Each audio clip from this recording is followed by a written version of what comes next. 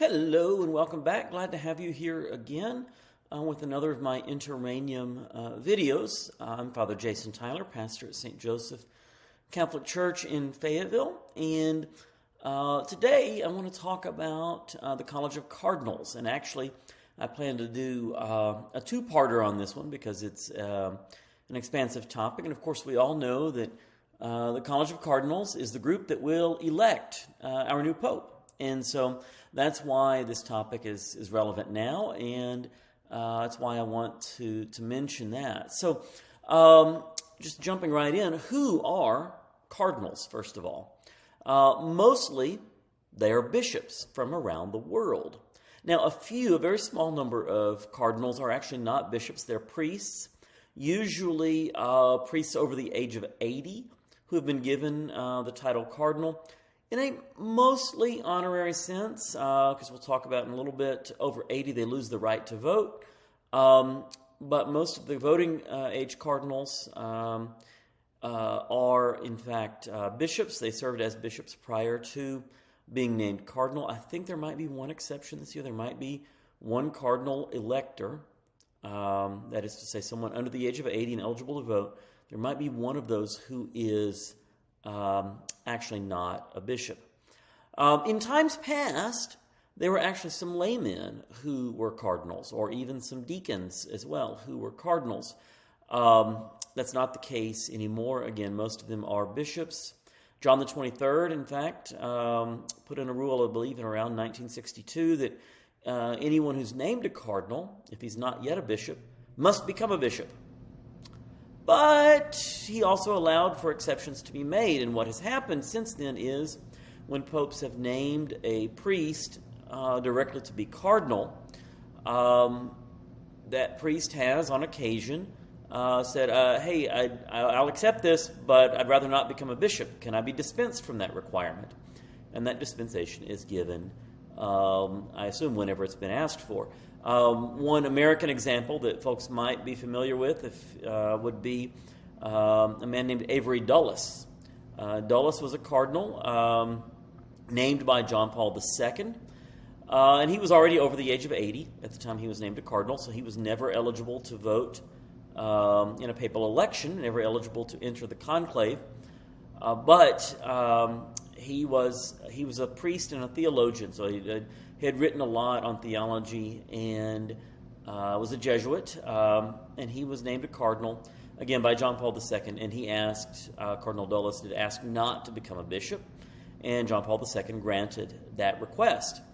And so that's the most common grouping of priests that are, priests that are cardinals, or you might say cardinals that are not bishops, nowadays tend to be priests who are have been theologians, have written a lot, and it's kind of a pope's way of recognizing that priest's scholarly contribution, if you will, in making him a cardinal, again, over the age of 80 and thus not able to vote. Cardinals, though, in all cases, are selected by the pope, and typically they serve for life. Once one is named a cardinal, one continues to be a cardinal unless that role is removed as a punishment, or someone can resign from the College of Cardinals. And that has to be accepted by the Pope. And in recent memory, I think the only resignations that have occurred from the College of Cardinals have been against someone who would have had that role taken away from them if not for resigning. And so we have this very sad and tragic case in the United States of Theodore McCarrick, recently, who he was a cardinal and ultimately resigned from the cardinalate, which made him back to being an archbishop again, and then eventually he was dismissed from the clerical state, which means he was no longer able to serve as a bishop or priest. Again, all this stuff is out there, and you can look that all up if you were wanting to go for it. I don't want to go any more into that than I have to, but I just mentioned those as being kind of as an exception to this idea. Again, though normally being a cardinal, once one is named a cardinal, one remains a cardinal throughout the rest of one's life. I guess with the exception also, if a cardinal gets elected pope, he's kind of no longer a cardinal at that point.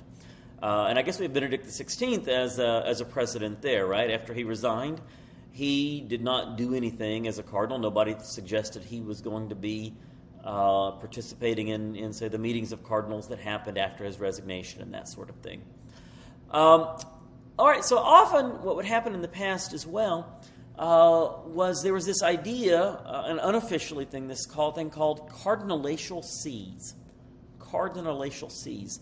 SEES, and that's another name for a diocese, is often a see. So when you hear the Holy See, that's referring to the Vatican's operations, and in some ways it's referring also to the Diocese of Rome, the Holy See, the Apostolic See, that sort of name can go around, and so you might say, very less commonly, but you could still say the See of Little Rock, or the See of Dallas, or the See of New York, or whatever. But the older idea of cardinalatial sees, really that's just prior to Pope Francis. That was a common thing, that if one is, for example, or one was the Archbishop of New York, or Washington, or Philadelphia, or Los Angeles, or Boston, probably a couple of others I'm not thinking of, for a while that was almost automatic, that being named Archbishop to one of those places, within a couple of years, one would be named Cardinal. Now notice it was not automatic. It was never the case that being installed as Archbishop of New York automatically made someone a Cardinal. But rather it was more like become Archbishop of New York, and then the next time, or maybe the second next time the Pope would name batches of Cardinals, he would include the Archbishop of New York in that list.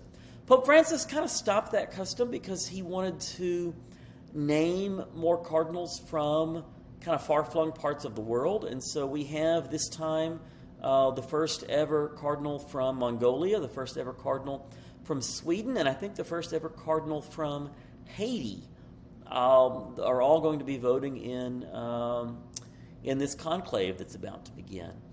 And so we also then have no Cardinal right now in Los Angeles, despite the fact that Archbishop Gomez has been in Los Angeles for maybe longer than Pope Francis has been Pope. I'm not sure. He might have, if he went into Los Angeles right before Pope Francis became Pope, but it's similar kind of time frame.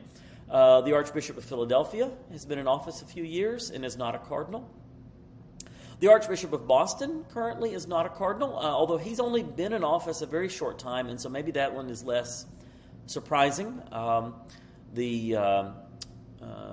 But again, we seem to be moving away from the idea of more cardinalatial sees. And that's not only true for the United States. I believe the Archbishop of Paris right now is not a cardinal. And I know there are some others in various parts of the world that are in the same situation. Every cardinal is given a titular church in Rome because cardinals are titular clergy of the Diocese of Rome. This goes back to an older custom.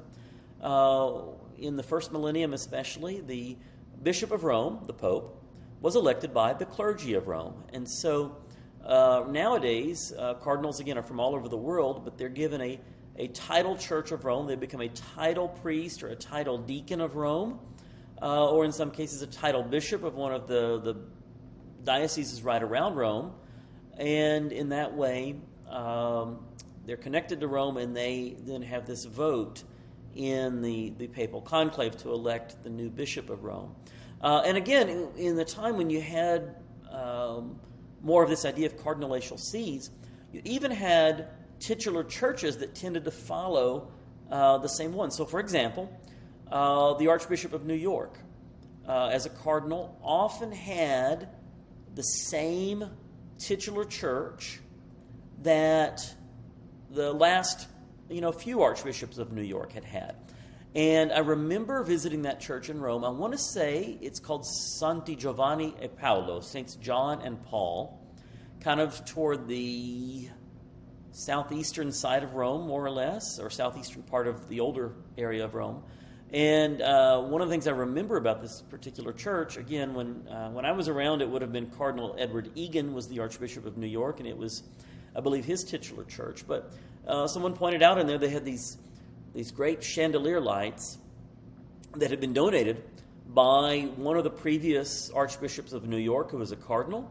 when there was a hotel in New York that was remodeling and basically getting rid of them, and it basically passed through the Cardinal Archbishop of New York, and he donated them to his titular church. And so cardinals, when they have a titular church, often when they're in Rome, maybe they go by and celebrate Mass at that church. And again, there's something of an expectation for at least a cardinal that is capable of it, of occasionally doing some improvements on the physical structure of that church and having some connection. Sometimes you might even see the particular cardinal's coat of arms up in his titular church in Rome.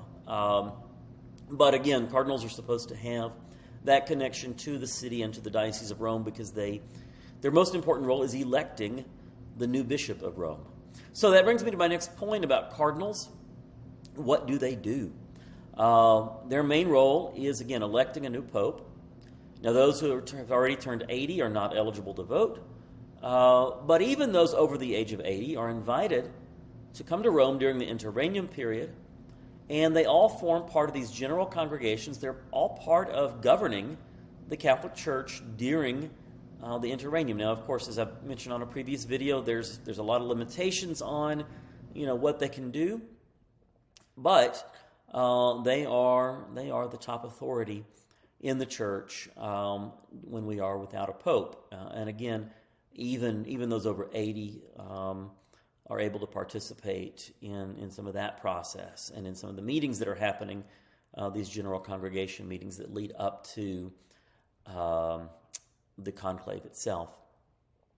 Cardinals also serve as advisors to the Pope at the Pope's discretion. He can call upon their advice as much or as little as he'd like. And but they serve certainly as a great advisory body. Cardinals are not of divine origin. So that's one thing we need to recognize. The Church recognizes the divine origin, if you will, of bishops because the bishops are successors to the apostles. Jesus called the apostles and sent them out. And so the apostles are recognized as having an origin in the life and ministry of Jesus himself. Priests as well are recognized as having a divine origin in as much as, first of all, we see at the Last Supper when Jesus passed on the priestly ministry in that way, but also there are references to presbyters in the New Testament, particularly in some of what's called the pastoral epistles later on. And priests now are recognized as being presbyters in that sense biblically. Deacons as well. Deacons we find in Acts of the Apostles. And so we actually, within the New Testament, we see references to deacons before we even see references to presbyters. But, again, there is no biblical reference to cardinals. They are a creation of the church rather than a creation of Christ himself or of biblical times. And so in theory, some pope in the future could decide to come along and say, we're no longer going to have cardinals, and here's this new way of electing a successor of Peter. Here's this new way of electing a new pope. I don't expect that to happen. I can't think of what would be a good, reason for that or what would be a better solution. But I'll mention that just as a way of saying, again, cardinals are something the church has, something that we use to elect a new pope, but it wouldn't necessarily have to be that way. It hasn't always been that way. But that's what we have now. So that's kind of it for today. My next video, I'll talk about a little more of the internal organization of the College of Cardinals, the maximum number that St. Paul VI established, and why that's kind of a flexible maximum, and how many cardinals have voted in the last few conclaves, how many we expect to vote in this one. So again, thanks for watching. Glad to have you with us, and feel free to share this video. Certainly like and subscribe as well, and we'll see you with the next one. Thanks again for watching, and happy Easter.